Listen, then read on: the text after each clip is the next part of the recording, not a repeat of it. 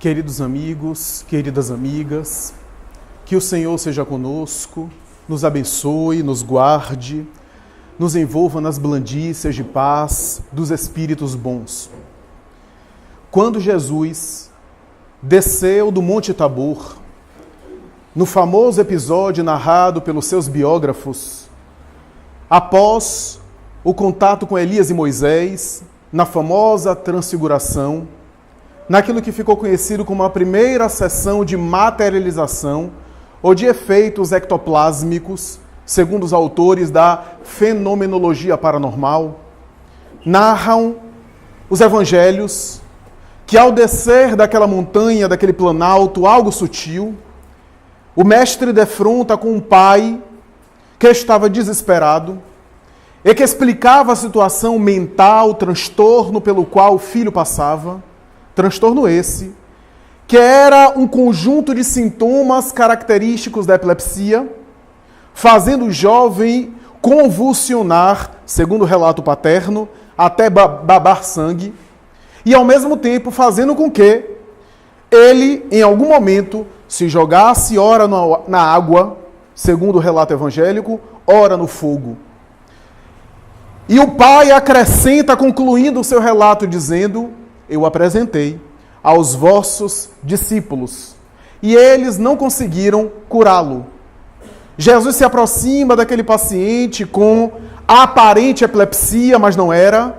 Tratava-se de um fenômeno mais profundo, cujas raízes tinham teias do mundo invisível para o mundo material, graças a um assédio espiritual perturbador, que fazia parecer um fenômeno epileptiforme, mas que na verdade era uma enfermidade simulacro, uma enfermidade fantasma, com causas exclusivamente paranormais, espirituais, obsessivas.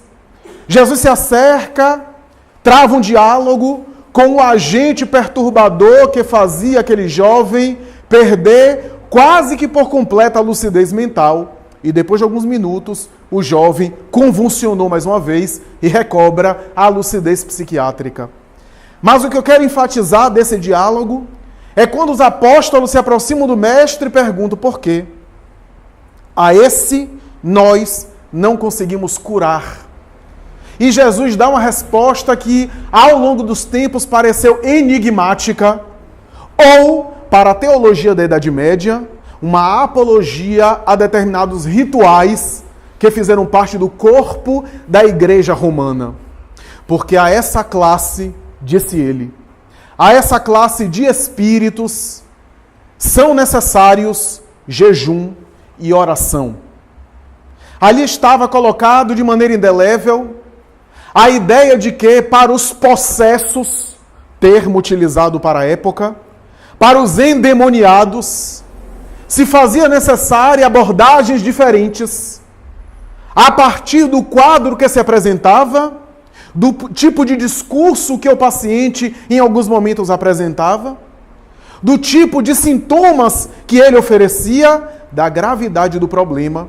E para aquela classe, o que significa dizer que haviam outras classes, eram necessários jejum e oração. Enigmaticamente, Jesus estabelecia a ideia da oração como sendo essa prática de elevação ao divino, de transcendência psíquica do mundo objetivo para a concentração nos ideais superiores, que fortalece, robustece, revigora, revitaliza a alma, que se encontra sustentada pelo psiquismo divino, e jejum, que não era de natureza estomacal, que não tinha nada a ver com os hábitos de jejuar, que alguns religiosos da Idade Média levaram ao pé da letra, aplicando-se silícios, negando a dieta, negando a alimentação natural e convencional, para maltratar o corpo a fim de, na sua concepção atrasada e da época, poder transcender ao mundo do pecado, ao mundo terreno que era de tentação, que não era essa a proposta do mestre. A verdade é que ele falava do jejum dos vícios, do jejum dos hábitos morais negativos, do jejum do egoísmo, da viciação, das paixões sensuais de maneira geral, para dar força magnética e ao mesmo tempo oração, para revigorar o pensamento com o divino e se manter sempre preservando essas forças magnéticas, a fim de ter autoridade moral e intervenção magnética ou magnética espiritual, anímica, para poder dialogar com aquelas entidades. O termo obsessão é um termo que foi criado por Allan Kardec. Embora haja a obsessão hoje, do ponto de vista psicológico, isso é, a obsessão que tem a ver com o espectro de alguns sintomas do transtorno obsessivo-compulsivo, de algumas neuroses e transtornos de ansiedade classificados pela psiquiatria, quadros esses que vieram também depois de Allan Kardec. A verdade é que o termo obsessão, com a significação que Allan Kardec dá, era uma palavra nova, que a partir daquele momento em que ele apresentou, particularmente no Livro dos Médiuns, capítulo 23, capítulo que ele chama das obsessões, ou da obsessão, a depender da tradução, ele inaugura um novo conceito de caráter internacional. Ele produz um neologismo que não havia, embora o fenômeno já houvesse, embora a ocorrência seja tão antiga quanto a humanidade, mas a partir daquele momento, uma abordagem totalmente diferente. A obsessão, termo por ele criado, que dá a ideia perfeita, porque ele era preciso com as palavras, entendido das palavras e procurava definir as coisas com a maior clareza possível, para que hoje nós lêssemos as páginas espíritas, mergulhássemos sobre as lúcidas colocações da codificação e não tivéssemos dúvidas daquilo que ele falou, das coisas a respeito que ele discorreu. Obsessão, no dicionário, significa constrangimento, significa submissão. Obsedar significa submeter, constranger, pressionar. Portanto, obsessão, na colocação de Allan Kardec, é uma ação dominadora, é uma constrição perturbadora, é uma influência negativa de uma mente dominadora e de uma mente que se deixa dominar. Essa é a ideia. Classicamente falando, a obsessão estudada por Allan Kardec é aquela influência de espírito desencarnado, influência negativa, bem se vê, sobre uma criatura humana da Terra.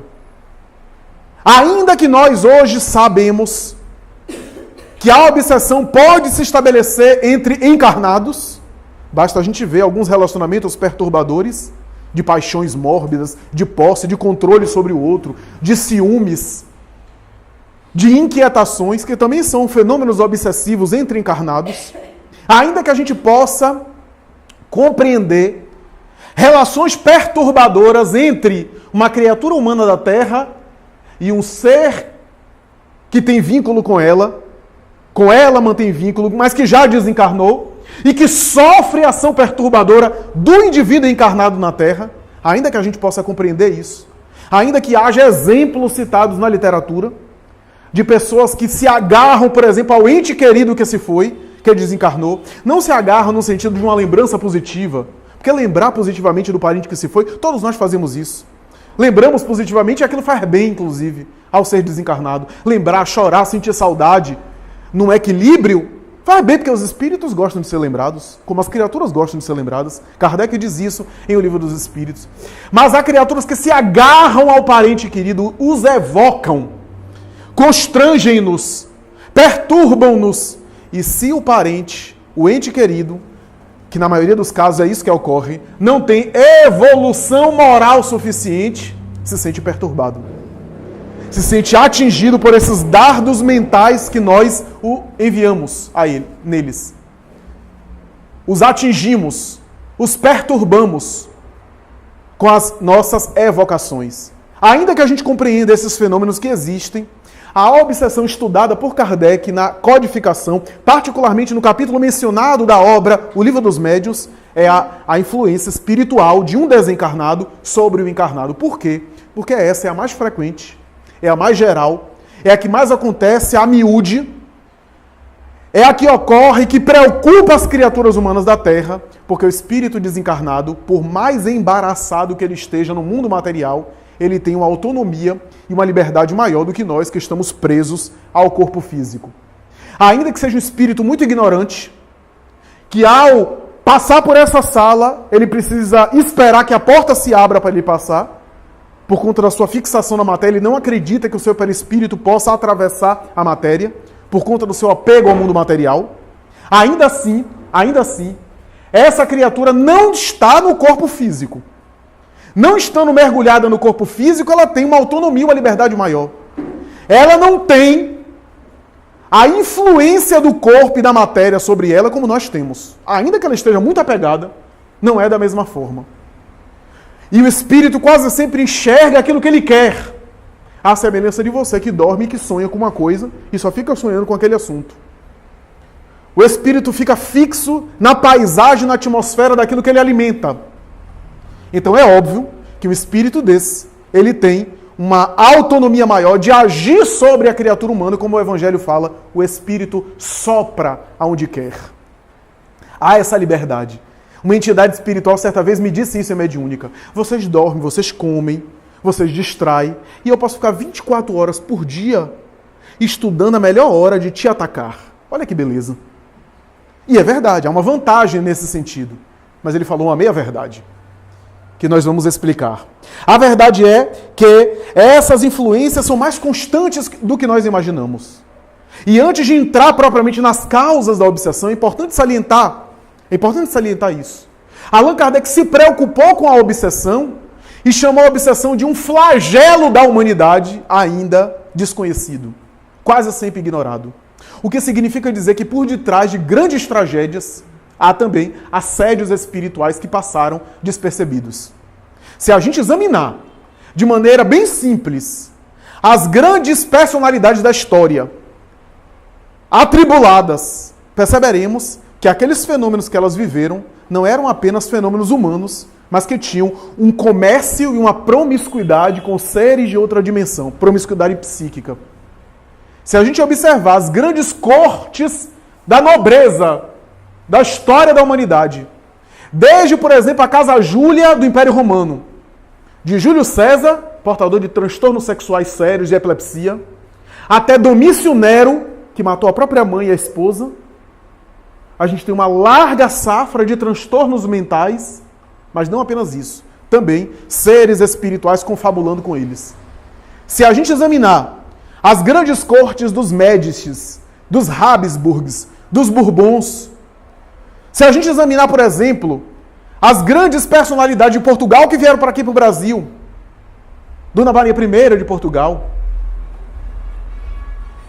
que foi abençoada pelo Papa, que recebeu água benta em cima dela, e que chegou aqui no Brasil em 1807, louca, totalmente louca, 6 meses depois.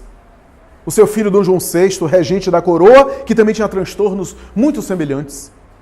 Se a gente for examinar personalidades célebres como Nietzsche, como Schopenhauer, como Edgar Allan Poe, que sentia seres ao seu lado quando escrevia, Dostoiévski, epiléptico, alcoólatra, gênio na literatura, mas também sentia presenças e seres desconhecidos. Se a gente for examinar os grandes homens e mulheres, inclusive santos e religiosos que em alguns momentos entraram em tormentos com seres sombrios com os quais eles confabulavam, como Santa Brígida da Suécia, como São João da Cruz, que chegava a aplicar inclusive açoites nas costas, porque achava que aquilo era fruto do seu pecado, quando aparecia seres que o perturbavam graças a uma mediunidade explosiva que ele tinha.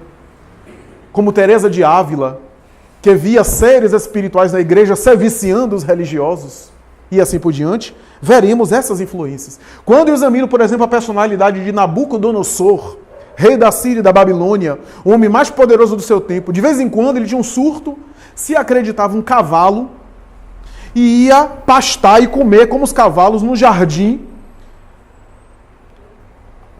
de uma das 7 maravilhas do mundo, né? O jardim de Semírabides, ali na Babilônia. E depois de um tempo, se comportando como um cavalo, com os equinos, ele voltava à lucidez. Estamos diante de um transtorno, de um surto psicótico? Talvez. Mas estamos diante também de um fenômeno espiritual, de um ser em formas animalescas, a chamada licantropia, ou melhor, a zoantropia, no caso em formas ali de animais, que impulsiona e domina a sua presa, a sua vítima, imprimindo a sua vontade sobre ela. Qual numa hipnose, numa indução hipnológica? Nós não temos a hipnose aqui na Terra? Não temos processo de hipnose que a gente induz o paciente em transe, hipnotizado, a fazer aquilo que a gente quer, dentro dos limites, é claro, da hipnose, não é assim tão mágico. Temos processos hipnóticos do mundo invisível para com a Terra. Por isso, Kardec se preocupou e chegou a chamar a obsessão de um flagelo, ou seja, de uma epidemia. A obsessão pode ser considerada, como diz o espírito Joana de Ângeles, uma espécie de psicopatologia, ainda não totalmente estudada pela psiquiatria e pelas ciências comportamentais. É uma psicopatologia, só que é uma psicopatologia de natureza mediúnica. Todo processo obsessivo pressupõe um fenômeno mediúnico. Por isso que todos nós somos médiuns. Aliás, não só por isso, mas por isso também todos nós somos médiuns. Por quê? Porque todos nós podemos ser influenciados por uma obsessão. Já que todos nós somos obsidiáveis, todos nós somos sujeitos à obsessão, todos nós temos mediunidade. Em maior ou menor grau. Daí Allan Kardec, quando estuda a obsessão, ele vai tentar, inclusive, entender aonde está a loucura, ele usa o termo da época, loucura, transtorno mental, e onde está o fenômeno obsessivo, chegando a dizer que há muitos fenômenos de loucura que não são loucura, que são exclusivamente assédios espirituais que foi dominando a casa mental do paciente, ele não fala dessa forma, mas que foi dominando o indivíduo de tal forma que o indivíduo foi perdendo a autonomia de si mesmo, a ponto de perder a autonomia moral, o seu livre-arbítrio moral, e o livre-arbítrio material, a ponto de ser totalmente dominado. E aí Kardec vai dizer, esses quase sempre são confundidos com os loucos. Ou seja, há muita gente que é diagnosticada de loucura, mas não é loucura, é fenômeno obsessivo. Mas Allan Kardec teve uma lucidez que muitos de nós espíritas precisamos ter. Ele vai dizer, no entanto, há muitos casos de aparente obsessão que não passa de loucura. E ele chega a dizer, claro que o conhecimento da ciência na época era muito infantil, era muito precário, a psiquiatria estava engatinhando. Então ele diz de uma maneira simples, porque o cérebro pode enfermar. Ele diz assim, o cérebro pode adoecer, o corpo pode enfermar. E o indivíduo pode ter uma loucura mesmo, um transtorno médico. Onde um acaba e o outro termina é muito difícil. Por isso, em quadros que podem parecer uma obsessão ou podem parecer uma depressão, é necessário fazer os dois tratamentos. Se o corpo está debilitado, seja a depressão, seja a obsessão, precisa de tratamento do corpo. Precisa de tratamento no físico, porque o corpo está debilitado. Mas, ao mesmo tempo, não ficar apenas no tratamento clínico médico. Tratar também a parte espiritual. Fortalecer também, como ele diz, tratamento magnético, a fluidoterapia, os passes. Uma atividade como essa é um tratamento desobsessivo. Porque à medida que a gente vai concentrando nesses fatores, vai saindo da ignorância sobre o assunto, a gente está se libertando. É uma espécie de desobsessão. Eu vejo o povo dizer assim, hoje no centro eu trabalho de desobsessão. Hoje no centro não é só a palestra. E a palestra é o quê? Não, é porque tem um tratamento. É a cura, é o tratamento de cura. E aqui é cura de quê? É cura da alma. E não cura do corpo. Para que o corpo não adoeça. Então a gente às vezes esquece disso. Porque a gente quer, na verdade, uma coisa mágica. A gente quer assim, como eu vejo lá, inclusive na casa da irmã que a gente trabalha. Eu acho que eu estou obsidiado, tira aqui. Eu digo, eu tiro e boto onde? Porque não é uma tomada que tira, ainda que tenham plugs espirituais, não é assim tão fácil. Sobre o tema, eu vou começar citando uma questão de Livro dos Espíritos.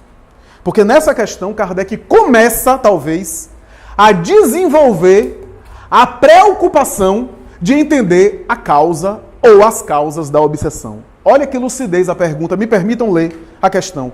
É o item 466. Kardec pergunta o seguinte, por que Deus permite que espíritos nos induzam ao mal? Olha que pergunta abrangente.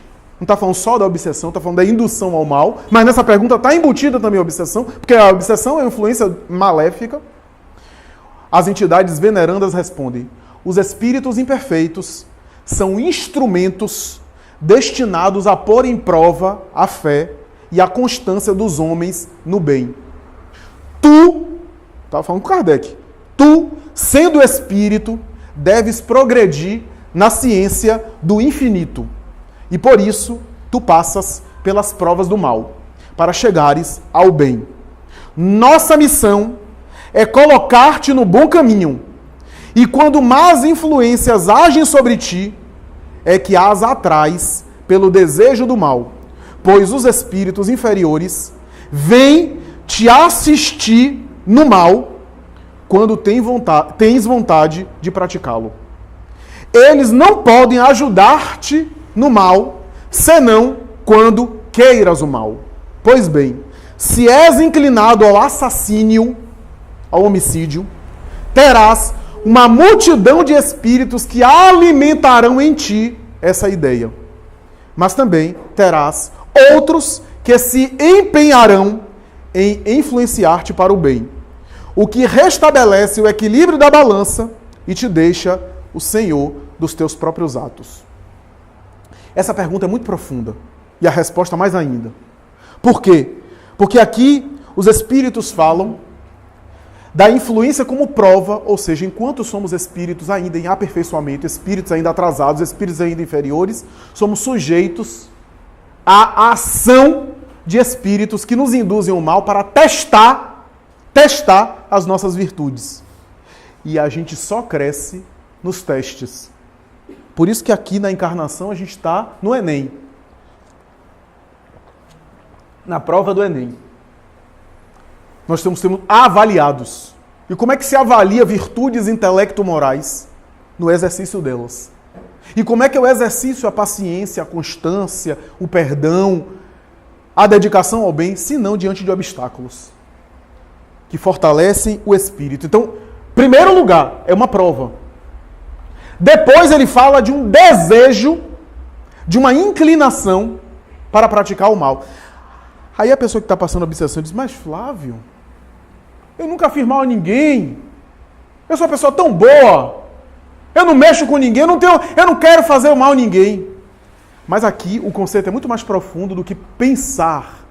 É isso que é interessante a gente aqui refletir. O que os espíritos estão falando não é apenas um simples pensar no mal ou pensar no bem. Ele está falando de conteúdos internos que nós trazemos. Se tu tens, quando ele coloca aqui, se és inclinado ao homicídio, não quer dizer que você fica pensando no homicídio, mas por herança de reencarnações, por experiências anteriores, você pode trazer dentro de você uma inclinação que você nem se deu conta ainda. Porque eu vejo as pessoas dizendo assim: não, é só mudar de pensamento, mudar de sintonia e sair da obsessão. É verdade. Mas aí tem muita gente que diz assim: o problema é que eu não consigo mudar de pensamento. Por quê? Porque não é um simples pensar no bem ou pensar no mal. Não é apenas... Porque os pensamentos que vêm no mundo seu consciente é apenas a ponta do iceberg. Porque os pensamentos que predominam no seu mundo mental, e alguns dos quais você não tem controle, já é consequência de um padrão de funcionamento que você traz dentro de você. Dos sentimentos que são arraigados. Por isso que eu vejo o povo brigando com o pensamento como se tivesse uma queda de braço. E fica cansado. E fica exausto. E não consegue sair da sintonia. A obsessão tem a ver com relacionamento. Da mesma forma que a gente estabelece relacionamentos aqui na Terra, a gente estabelece com o mundo invisível. E os relacionamentos começam no psiquismo, mente a mente. Só que a obsessão é um relacionamento patológico. É um relacionamento que é prejudicial. É um relacionamento que gera doença. É um relacionamento perturbador. Então, nessa situação, nessa conjuntura, nós temos, portanto, esse padrão. Então, quando eu falo assim, mas eu não consigo mudar de pensamento, ou então, eu não fico pensando no mal, não. É apenas parte. É apenas parte. Porque os pensamentos que vêm na minha tela mental, às vezes é apenas uma parte, um aspecto de um mundo interior mais profundo dentro de mim, que às vezes eu ainda não me dei conta. E é por essa razão que às vezes acontece alguma coisa e eu reajo de uma forma de, meu Deus, eu nunca imaginaria que eu ia me comportar daquela forma naquela situação. Por quê? Porque eu não me conhecia totalmente. Eu conhecia só os pensamentos que passavam pela minha cabeça. Só que esses pensamentos, repito, esses pensamentos que passam pela minha cabeça já é fruto de... Sabe o chip? O micro SD, o cartão de memória do celular que você coloca? É como se a gente trouxesse um cartão de memória. Então, esses pensamentos que vêm, já é aquilo que está armazenado no cartão de memória. Se eu ficar só nos pensamentos, eu estou tentando apagar incêndio com balde de água e o incêndio continua. Eu não estou indo nas causas. Eu não estou indo na raiz. E a raiz tem a ver com sentimentos profundos que a gente traz, com padrões morais que a gente traz dentro de nós mesmos, com heranças de reencarnações anteriores que exige silêncio interior, reflexão, que exige estudar a si mesmo com sinceridade, sem se atormentar, sem se culpar, sem ficar se auto-afligindo, mas estudar realmente a própria natureza, o próprio comportamento, que não é simples, não é de uma hora para outra. E a gente está falando de autoestudo, de autoaperfeiçoamento, e não estamos saindo do tema. É causas da obsessão. Por quê? E aqui os espíritos fazem alusão a uma expressão que Paulo usou, né? A nuvem de testemunhas, né? Se tens inclinação ao assassinato, tem uma nuvem de testemunhas, incitando-te justamente nessa tendência. O problema é que a gente às vezes nem sabe qual é a tendência que a gente tem. A gente fica apenas na esfera do pensamento, mas não sabe quais são as nossas tendências. E se a gente não sabe quais são as nossas tendências, é provável que essas tendências possam ser usadas por seres invisíveis. Nossos pontos fracos, nossos pontos vulneráveis, que são acionados. E que às vezes nos sabotam. Está percebendo por que a gente vê, por exemplo, casos da literatura mediúnica? Eu já citei 2 aqui nessa casa várias vezes, né? Irmão Jacó, do livro Voltei, e Otília Gonçalves, aqui da Mansão do Caminho.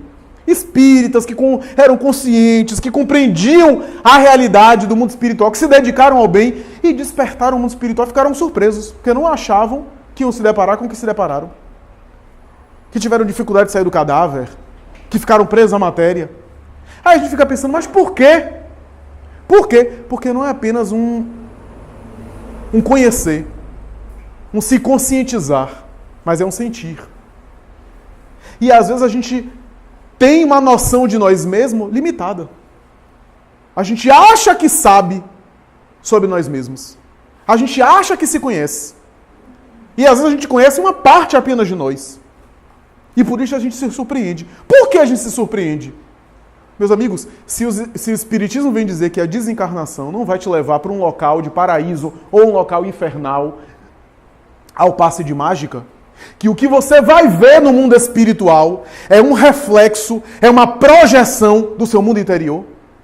O que você vai defrontar no mundo espiritual é o resultado daquilo que você alimentou mentalmente. As colônias espirituais, as regiões do mundo espiritual são projeções da mente daqueles que estão ali.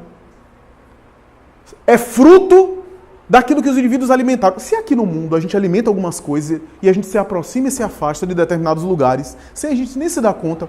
Já notou como você tem simpatia e se aproxima de determinadas pessoas e sem se dar conta repele outras por afinidade ou por falta dela? Antipatia e simpatia é uma lei psíquica. E você está no corpo. E o corpo é um mata-borrão que barra muita coisa. Porque no mundo espiritual tudo é mais sensível. Para cima ou para baixo. Tudo é mais sensível. As dores são mais intensas. As alegrias são mais intensas. Porque o corpo nos bloqueia em parte. Bloqueia a realidade espiritual. Bloqueia a luz e a sombra que eu trago. Graças a Deus. Imagina, eu estou aqui, todo mundo está me vendo como é que eu sou por dentro. Então o corpo nos disfarça, nos protege. E é bom que assim seja, porque senão a gente não teria livre-arbítrio aqui nesse mundo para atuar. Seria um negócio de fazer bullying no outro. Opa ali, a quantidade de treva que o outro tem. E outro, você não olha para você não, você também está com um monte de sombra. Então imagine se a gente ficasse vendo o perispírito dos outros assim. Graças a Deus. Porque aí no mundo material a gente não sabe com quem está lidando. A gente não sabe em que nível o outro está. A gente não sabe nem em que nível a gente está às vezes. Tudo isso tem a ver com... Parece que não tem, mas tem a ver com causas da obsessão. Por quê? Porque nessa resposta de Allan Kardec, ele vai desenvolver mais tarde nas questões seguintes e, sobretudo, no capítulo já mencionado, o capítulo 23 do Livro dos Médiuns, as causas da obsessão estão nas imperfeições morais do indivíduo. Ou seja,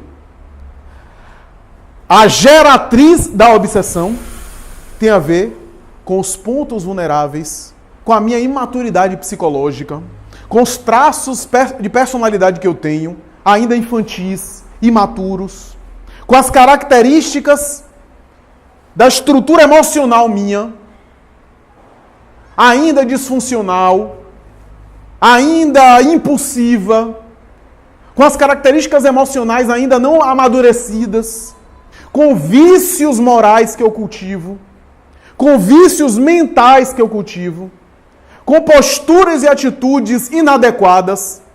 Tudo isso são plug e o obsessor vai ser a tomada. A influência espiritual. Filomeno de Miranda, nas obras psicografadas por Divaldo, que chama assim, né? O obsessor e o obsidiado é o plug e a tomada. A psicologia transpessoal vai chamar de parasita espiritual. Ou uma personalidade parasitária. É essa a expressão que nós iremos encontrar na vivência da obsessão. Allan Kardec conceitua a obsessão, isso é muito conhecido, entre a obsessão simples, fascinação, subjugação. A obsessão simples são fenômenos de desconforto, mas são simples, ou seja, são claros de detectar, de ter consciência, de perceber. O indivíduo sente que não está bem. A oscilação emocional, a alteração de comportamento. Ele percebe que algo não vai bem, que subitamente ele oscila, ele muda. Desde que não seja um transtorno emocional também, porque a depressão também gera isso. E às vezes a pessoa está deprimida e não está obsidiada, não é influência espiritual. A verdade é que na prática as duas coisas acontecem quase sempre. Por quê? Porque como nenhuma mente vibra no universo sozinha, se eu deprimo, eu sintonizo com outras mentes que estão assim. Se eu fico alegre, eu sintonizo com outras mentes que estão assim. Via de regra, as duas coisas acontecem ao mesmo tempo. Mas é claro que há a depressão, que o indivíduo deprimiu primeiro e depois abriu espaço para a instalação de influências que apenas prejudicam o quadro, que apenas contribuem para causar mais malefício, né? Prejudicar mais, como uma comorbidade, como efeito colateral.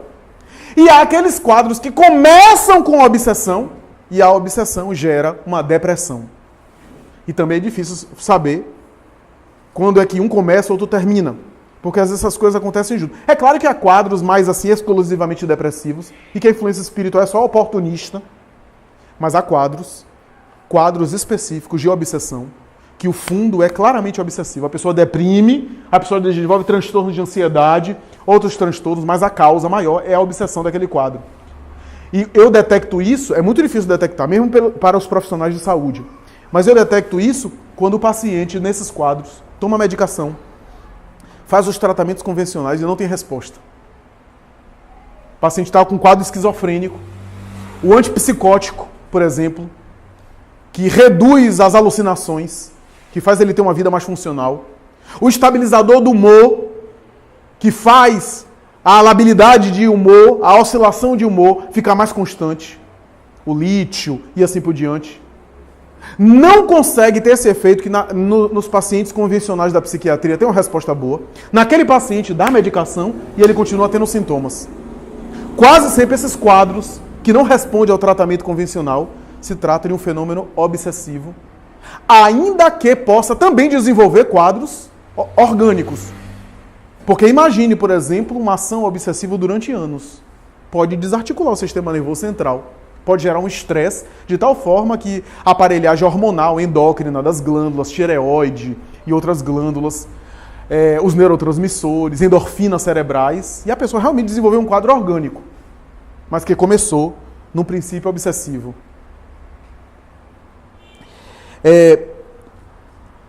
A subjugação, Kardec vai dizer, é aquela que é considerada a mais grave, porque o indivíduo perde a autonomia. Que no passado era chamado de possuído, possesso, endemoniado.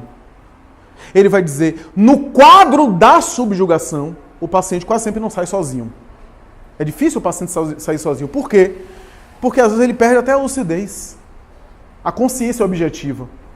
E aí Kardec vai dizer, é necessário às vezes uma terceira pessoa, um agente terceiro, que possa entrar naquele litígio, conversar com o agente obsessivo, num diálogo, né? Ele está falando de um processo às vezes mediúnico, né? Seja numa reunião mediúnica na casa espírita, que é o ideal, né? Onde o agente perturbador é encaminhado para uma sessão mediúnica e o paciente começa a melhorar subitamente. E em alguns casos dramáticos, acontece às vezes, o ideal é mais nesse primeiro caso, mas acontece às vezes a gente está diante do paciente e o paciente entrar em transe e o agente perturbador falar por ele. É mais difícil, o ideal seria que o desencarnado fosse encaminhado para que médiuns adestrados, educados, experientes pudessem receber entidade, etc. Mas, por exemplo, em consultório de psicoterapia, já aconteceu conosco. O paciente, um médium, portanto, ostensivo em desabrochamento, em deseducação pobre do profissional. Porque como não se trata de um médium adestrado, ele pode nos agredir, por exemplo. Ele deixa o espírito acioná-lo e fazer o que ele quiser. Então se trata de uma situação muito séria. Mas às vezes ali, a depender do tipo de abordagem, a gente pode ter um efeito eficaz, conversando com um agente perturbador. O tratamento fluidoterápico, etc. Para que, quando o paciente, recobrando a lucidez e melhorando, possa ir trabalhar a si mesmo, para ir afastando o agente com a sua mudança mental, com a sua mudança moral, com a sua higiene interior. Duas coisas são importantes serem destacadas aqui. No processo obsessivo de maneira geral, a gente tem, isso são autores após Kardec, que assim colocaram, a gente tem o seguinte, tem os quadros que são chamados, eu vou colocar em fins de didática, depois vou desenvolver isso, apresentando a ideia de que essas coisas se misturam. Mas, por fins didáticos, a gente pode separar o seguinte. Tem quadros obsessivos chamados vampirismo, que são aqueles quadros por afinidade psíquica. Então, por exemplo, você tem uma tendência a se exceder na comida, você vai encontrar seres espirituais que vão lhe induzir a comer cada vez mais. Para você ter um desarranjo orgânico, para você destrambelhar o seu sistema gastrointestinal. Você tem uma tendência ao tabagismo, você vai ter seres espirituais induzindo você a isso. Por quê? Porque o ser espiritual desencarnado, ele é um viciado naquilo, perdeu o corpo, mas não perdeu o vício. Ele se aproxima de você e a crise de abstinência de um desencarnado é muito pior do que um encarnado. Então ele se aproxima de você para fumar, entre aspas, com você. Na verdade, ele não quer fumar com você, ele quer experimentar a sensação que você experimenta quando você fuma. Daí a necessidade de aumentar cada vez mais. A tolerância do paciente dependente químico. Essa tolerância é uma tolerância psiquiátrica, mas também é um distúrbio espiritual. Sabe aquela coisa da bebida alcoólica para o santo? É para o santo mesmo. Só que esse santo precisa se santificar. Porque, na verdade, é um ser espiritual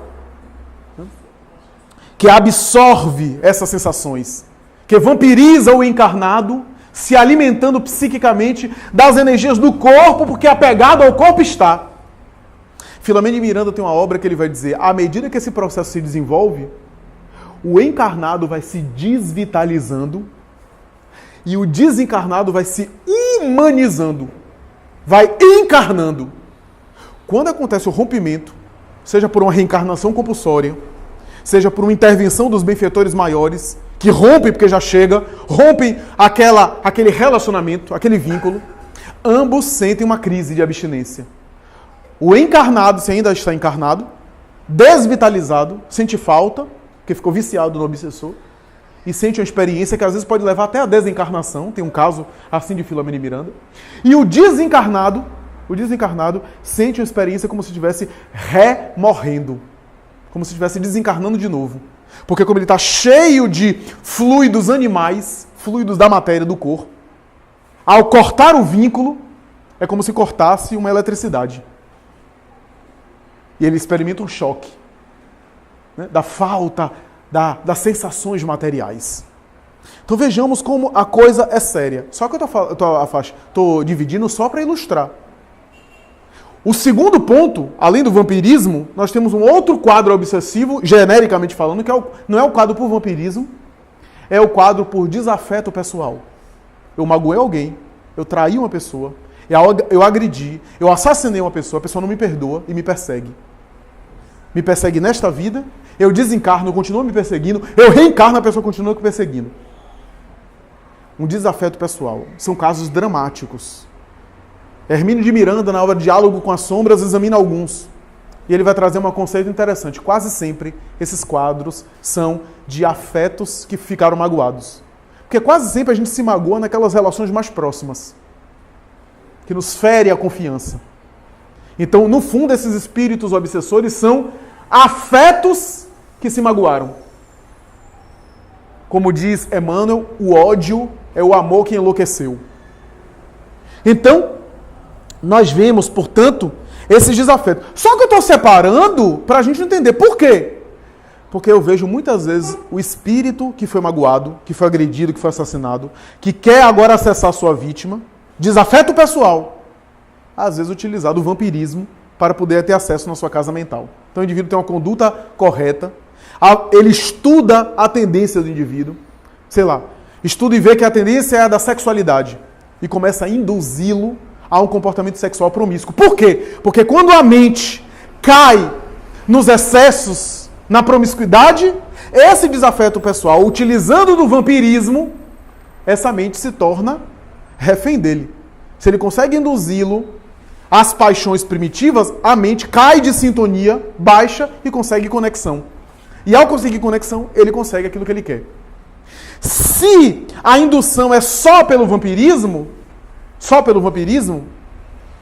a gente encontra casos muito engraçados. Quer ver uma coisa? Eu já dialoguei com um espírito obsessor, pelo excesso de algo, pela embriaguez, que ele dizia, eu ajudo ele a chegar em casa. Ele enche a cara, mas não quero que ele morra, não. Você deve conhecer gente que enche a cara e chega bonitinho em casa no carro. Nem sabe, no dia seguinte, como é que eu chego em casa? Amnésia alcoólica, né? Nem sabe. O obsessor está ajudando, está protegendo. Porque ele não quer que o paciente dele desencarne. Porque se ele desencarnar, perdeu a presa que vai se alimentar. Então ele protege. Ele não quer que o outro desencarne, ele quer que continue encarnado para ele usufruir. Para ele explorar psiquicamente. Agora, se se trata de um desafeto pessoal que conseguiu infiltrar na mente do encarnado por meio do álcool, aí ele insufla o excesso de álcool, a embriaguez, mas ele quer que ocorra um acidente. Porque ele quer destruir o indivíduo para ele vir para cá, levá-lo ao suicídio, por exemplo, para ele vir para cá, para o mundo espiritual, para ele pegar.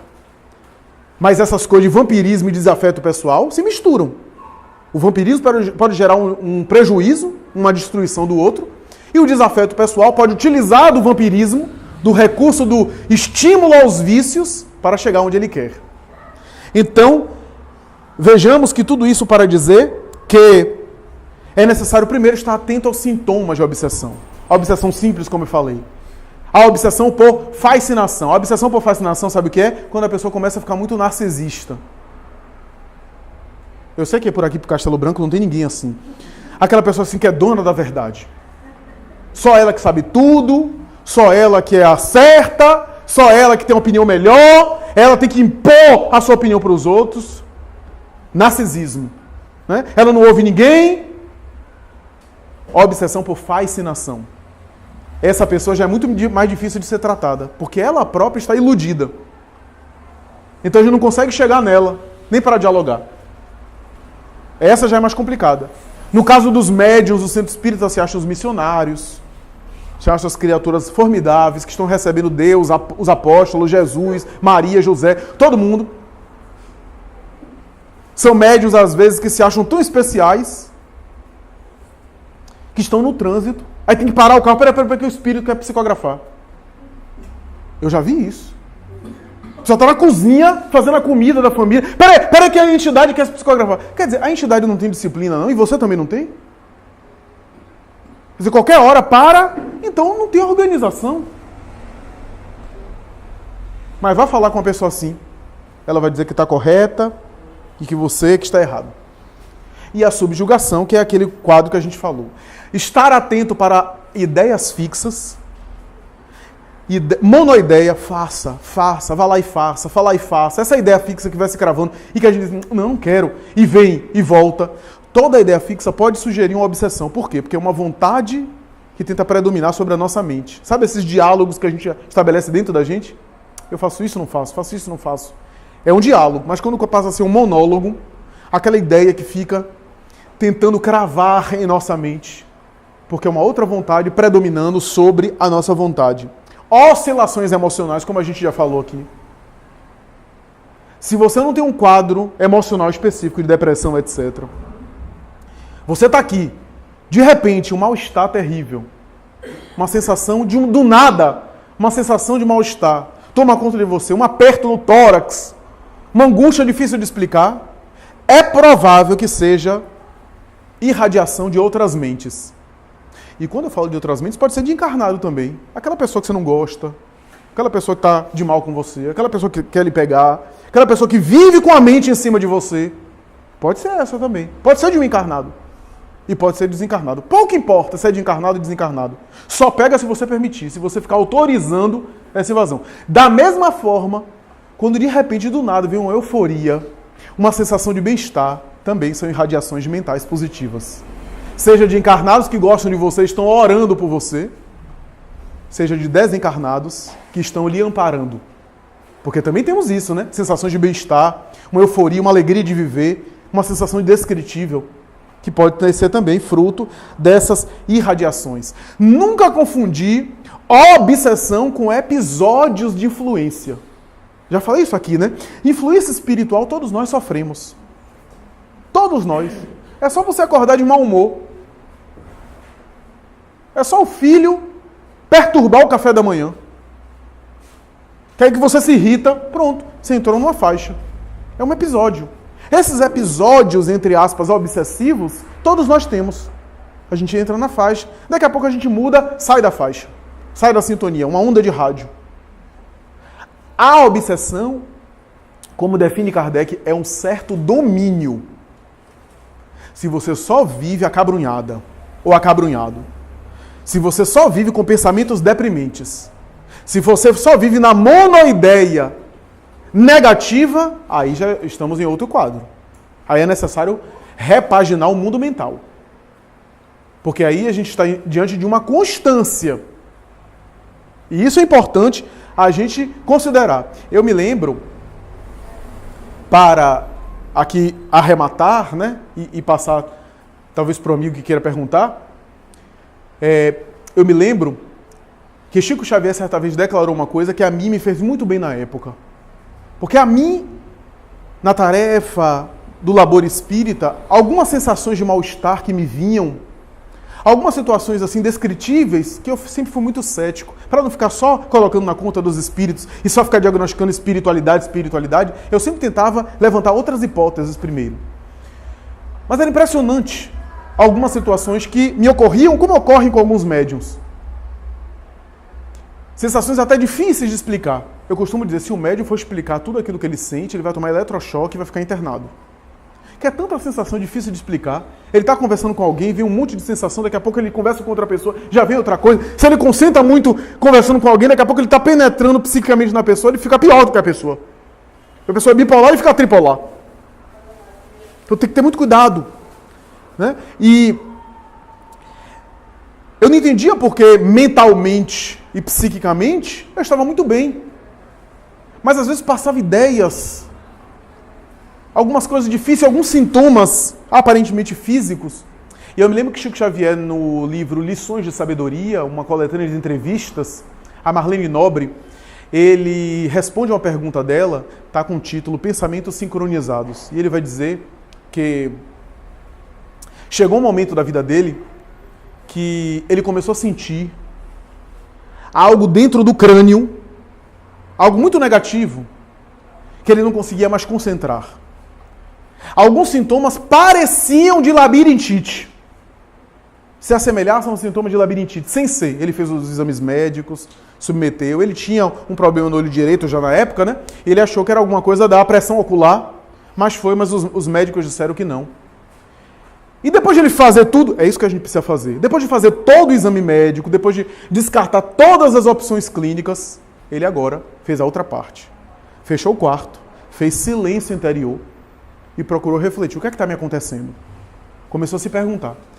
Refletir, se perguntar, meditar, fazer um silêncio interior para ver se captava.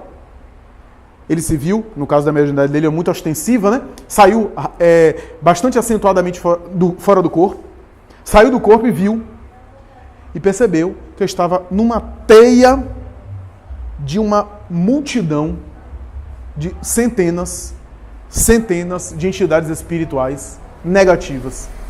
Ele ficou horrorizado. E aí olhou para o lado e Emmanuel estava lá. Ele disse, o guia espiritual está aqui, não faz nada. E Emmanuel diz, deixa eu lhe explicar uma coisa. São seres muito primários. E eu vou lhe dizer uma coisa, nenhum desses tem nada pessoal contra você. Só que eles são inimigos do progresso. Qualquer doutrina, proposta, instituição ou qualquer pessoa que promova o bem, eles investem contra. Tem nada pessoal contra você, você não fez nada contra eles. Mas eles investem, porque eles querem o planeta não avançar. Eles querem um atraso. Converse com eles pelo pensamento. Faça deles amigos e não inimigos. Porque durante os anos, isso era a década de 60, durante os anos você vai conseguir sensibilizar 80% deles. Agora 20%, nem nós. 20% continuarão olhando você, esperando o momento de pegar você numa situação embaraçosa. Mas vai ser muito bom, porque primeiro que você vai ficar vigilante. E depois, onde você vai, eles vão atrás e vão ser doutrinados com a sua conduta. Então vai ser ótimo. Olha aqui que receita. Esses 20% nós iremos promover a reencarnação. E a reencarnação é que vai diminuir essa vibração negativa deles.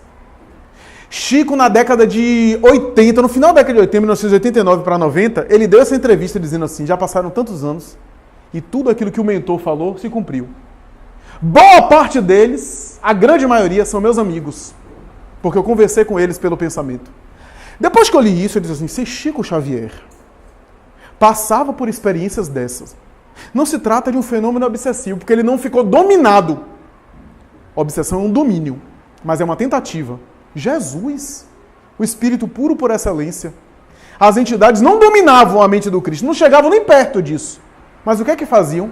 Influenciavam outras pessoas para tentar atrapalhar a missão. Então, influenciavam um discípulo vigilante, tomavam conta de alguém lá, já suscetível, para tentar embaraçar a vida do mestre. Que isso também é uma advertência para nós. Às vezes a gente está bem, a gente está equilibrado, e às vezes somos vítimas de armadilhas, de tentações, de situações surpreendentes, que são situações que são postas no nosso caminho, porque às vezes a gente está tão bem que o espírito não consegue acesso no nosso mundo mental, aí utiliza um instrumento para nos perturbar. Mas isso faz parte, como diz a questão aqui que foi mencionada, faz parte da necessidade de crescimento interior. Por quê? Porque com isso eu amadureço. Porque com isso eu me desenvolvo. O que significa dizer, meus amigos, que todos nós estamos sujeitos a algum tipo de influência. Só não estará sujeito quando limarmos, melhor dizendo, quando limparmos as causas da obsessão. E as causas são as nossas imperfeições, de qualquer natureza. Por isso que o trabalho é a longo prazo. Não para desanimar, mas também não para superestimar. Não é para deprimir e achar que o caminho é longo. Mas não é também para lhe empolgar e achar que você vai fazer a reforma íntima, a iluminação de um dia para a noite.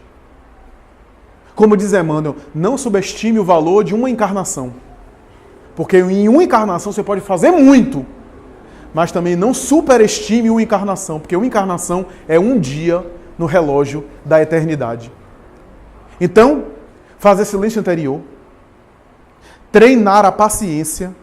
Kardec pergunta, de que forma permanecer sem ser atacado pelos espíritos, cansar-lhes a paciência. Porque aquele que se mantém constante no bem, os espíritos inferiores em um momento se cansam e desistem do propósito. Porque o propósito deles é nos perturbar. Se eles não conseguem, eles desistem. Então, vitalizemos os bons propósitos. Saibamos que alguns vêm de outras existências. Saibamos que alguns estão nos acompanhando de experiências pregressas. O caso emblemático de Divaldo Franco e o Máscara de Ferro, né? Foram mais de 30 anos aquele espírito perseguindo. Não conseguia acesso na mente dele, aí gerava um embaraço aqui, um embaraço acolá. Alguém que inadvertido pegou, que criou uma confusão um dia na Cidade Baixa aqui. Tá narrado no livro O Semeador de Estrelas, né? Quem leu deve lembrar. Teve um dia que ele estava passeando na Cidade Baixa, alguém lhe deu um soco na cara. Ele caiu no chão. Quando virou, ele disse, me perdoe, eu estava tão atormentado. Tem um rapaz atormentando, assediando minha esposa, e quando eu vi você de costas, eu pensei que era você. Quando o Divaldo viu, estava o Máscara de Ferro atrás. É isso que eu vou fazer, eu vou encontrar alguém com uma arma, que tem um revólver e que vai atirar, vai destruir você. E Divaldo mentalmente, isso se a divindade permitir. Lembrou de Pilatos, né? Pilatos olhou, Jesus olhou para Pilatos e disse assim, tu tens poder sobre mim porque foi dado pelo alto. Divaldo disse, isso é porque o alto permite. Até o momento que o alto não permitir mais, você não vai ter acesso a mim. Porque Divaldo teria sido um religioso do século XVII, na época de Richelieu, que aplicou um impositivo legal àquele colega religioso também, junto a Catarina de Médici, e mais tarde, quando foi ao palácio, confabular com a própria Catarina de Médici, para a traição dele, do amigo, ele o viu no próprio palácio, e aí o enganou, ludibriou e levou-o a uma sala. Só que a sala era uma sala falsa. Ao abrir a porta, caía no abismo. Então Divaldo abre a porta e deixa o amigo passar, sabendo. O indivíduo cai e desencarna dolorosamente, de um lugar alto. O ódio desse espírito durou 400 anos, perseguindo. 400 anos, eu vou levá-lo à morte. Não conseguia acesso à influência porque Divaldo tinha uma conduta correta. Trabalhava no bem, etc. Mas como tinha os débitos, a consciência de culpa, às vezes arranhava alguma coisa, fazia algum barulho, alguma bagunça. Até que um dia, ele aqui na Mansão do Caminho, esse caso é muito conhecido, que a lei da encarnação é fantástica, né? A reencarnação é formidável. Chegou uma menina, ainda com a placenta, com um monte de formiga em cima, na época heróica da Mansão do Caminho, que recebia crianças, né? Não era o modelo dos lares substitutos. Ele abriu a porta, estava aquela criança ali. E a Mansão do Caminho não recusava, nem a criança pegou. Estava retirando as formigas, a menina chorando, com fome, ali. E aí ele começou, né, a cuidar da criança. O ser espiritual apareceu. E ele vai dizer, meu Deus, é agora que vem. Ele disse assim, o que é que tu queres com essa criança? E ele disse, o que é que eu quero? Essa criança chegou aos meus braços. A divindade é quem encaminhou. E eu vou procurar cuidar dela. E tu amas isso daí? E Divaldo, não, peraí, que é isso? A menina chegou agora e já amo assim? É um botão que aperta e já sai amando todo mundo? Não, eu não amo, ainda não amo. Mas eu vou amá-la. Vou aprender a amá-la. Ele deixou umas lágrimas cair no olho. E diz assim, que vida, que destino, que peça. Essa daí é minha mãe, que está encarnada. Você, meu algoz, que eu quero destruir. E como é que eu vou destruir agora se você está cuidando de minha mãe? Aí ele fala, é sua mãe? Agora eu vou dar o troco, um belisquinho a mais, um belisquinho a menos nela. Toda vez que você vai fazer isso? Depende da sua postura. Começou a chantagear um pouco a entidade espiritual, né? Com o tempo, o cuidado dela, o espírito se sensibilizou, mas ela não.